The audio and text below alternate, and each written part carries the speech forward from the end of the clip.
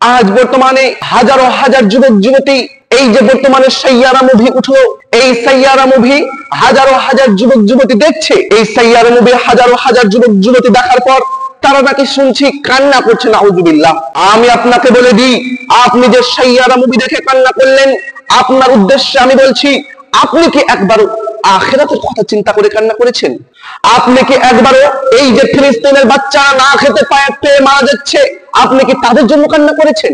যেই সাহাবায়ে কেরাম রাদিয়াল্লাহু তাআলা আনহু এই ইসলামকে রক্ষা করার জন্য প্রচুর অপমানিত লাঞ্ছিত হয়েছেন, আপনি কি তাদের জন্য কান্না করেছেন? যিনারা এই ইসলামকে রক্ষা করার জন্য শহীদ হয়েছেন, যুদ্ধ করেছেন, আপনি কি তাদের জন্য কান্না করেছেন? রাসূল সাল্লাল্লাহু আলাইহি ওয়াসাল্লাম যিনাকে পাথর দিয়ে আঘাত করা হয়েছিল, আর তিনাদের জন্য কি আপনি কান্না করেছেন? সম্মানিত উপস্থিতি, আপনাকে আমি বলে দিই, এই যে বেহায়া নির্লজ্জের মতো আপনি সাইয়ারা মুভি দেখে কান্না করছেন, যেটা একটা গল্প, একটা নাটক, যে গল্প নাটকটাকে বাস্তবে রূপান্তরিত করেছে, আর আপনার মতো মূর্খ, আপনার মতো জাহেল, আপনি ওই সিনেমা দেখে কান্না করছেন। কিন্তু একবারও এই ফিলিস্তিনি ভাই এদের উপর, এই ফিলিস্তিনের ভাইদের উপর আপনি জন্য কান্না করেননি, আপনি আখিরাতের জন্য কান্না করেননি। অথচ আল্লাহ রাসূল সাল্লাল্লাহু আলাইহি ওয়াসাল্লাম বলেছেন, যেই ব্যক্তি আল্লাহর ভয়ে কান্না করে, আল্লাহ পাক রব্বুল আলামিন তাকে জাহান্নামের অন্ধকার আগুন থেকে দূরে রাখে। জামে তিরমিজি হাদিস নম্বর 2527। আল্লাহ পাক রব্বুল আলামিন কুরআনুল কারীমের মধ্যে বলেন, আলহাকুমুত তাকাসুর হাত্তা যুরতুমুল মাকাবির, অর্থাৎ তোমরা প্রচুরতা লাভের প্রতিযোগিতায় বিভ্রান্ত হয়েছো, তোমরা কবরস্থান পর্যন্ত পৌঁছে গিয়েছো। সম্মানিত উপস্থিতি, আজ বর্তমানে আমরা এত অবগত হয়ে গেছি, আমরা এত দুনিয়ার পিছনে ছুটছি, আমরা এত মিথ্যার পিছনে ছুটছি যে আমরা কবরস্থান পর্যন্ত পৌঁছে গিয়েছি।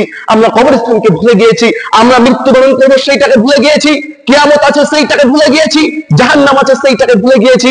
আমরা একটা ফালতু সিনেমা দেখে আমরা কান্না করছি। ঠিক লজ্জা করে না? আমাদের তো একটু লজ্জা হওয়া উচিত। আমরা এই সাইয়ারা মুভি দেখে কান্না করছি। আফসোস লাগে আজ বর্তমান যুবক যুবতীদের অবস্থা দেখে। যে সিনেমা দেখা হারাম, ওই সিনেমাতে মুভি আছে মিথ্যা, ওটা, আর ওই আপনি মিথ্যা হারাম জিনিস দেখে আপনি কান্না করছেন। অথচ আপনি মুসলমানের বাচ্চা হয়ে আপনি একবারও আখিরাতের কথা চিন্তা করে কান্না করলেন না। আল্লাহ রাসূল সাল্লাল্লাহু আলাইহি ওয়াসাল্লাম হাদিসের মধ্যে বলেন, কুল্লুকুম রাঈন ওয়া কুল্লুকুম মাসউলুন আন রাইআতিহি, অর্থাৎ তোমরা প্রত্যেকের দায়িত্বশীল। একজন মুসলিম উম্মাহ আরেকজন মুসলিম উম্মাহর উপর দায়িত্বশীল। তাহলে যে ফিলিস্তিনের ভাই, তারা তো মুসলিম, তাদের দায়িত্ব আমাদের উপর রয়েছে, আমাদের দায়িত্ব তাদের উপর রয়েছে। যদি আমাদের তাদের উপর দায়িত্ব থেকে থাকে, আপনি কি তাকে কোনো সাহায্য পাঠিয়েছেন? আপনি যে সাইয়ারা মুভি দেখে কান্না করলেন, আপনি কি তাদের জন্য কোনো সাহায্য পাঠিয়েছেন? আপনি কি একবার হলেও আল্লাহ পাক রব্বুল আলামিনের কাছে তাদের জন্য দোয়া করেছেন? ঠিক লজ্জা করেন আমাদের। সকলকে বলছি, এখনো সময় আছে, আল্লাহ পাক রব্বুল আলামিনের কাছে তওবা করুন। তওবা করার পর আবার আল্লাহর পথে ফিরে আসুন। এই ফালতু জিনিস দেখে আপনি এতে আপনি ডুবে যাবেন না। এই পাশ্চাত্যদের হাজার হাজার জিনিস তৈরি করবে। এই পাশ্চাত্যদের cinema, TV, mobile, Facebook, Google, WhatsApp, Messenger ইত্যাদি ইত্যাদি সমস্ত কিছু তৈরি করেছে। এই পাশ্চাত্য দেশ থেকে বাঁচতে হলে আমাদেরকে একজন খাঁটি ঈমানদার হতে হবে। যদি আমরা খাঁটি ঈমানদার হতে পারি, তাহলেই আমরা এই পাশ্চাত্য দেশ থেকে বাঁচতে পারবো। যদি আপনার ভিতরে ঈমান থেকে থাকে, আজকে বলছে আল্লাহ পাক রব্বুল আলামিনের কাছে তওবা করে নিন এবং আল্লাহ পাক রব্বুল আলামিনের কাছে আল্লাহ পাক রব্বুল আলামিনের ইবাদত করুন।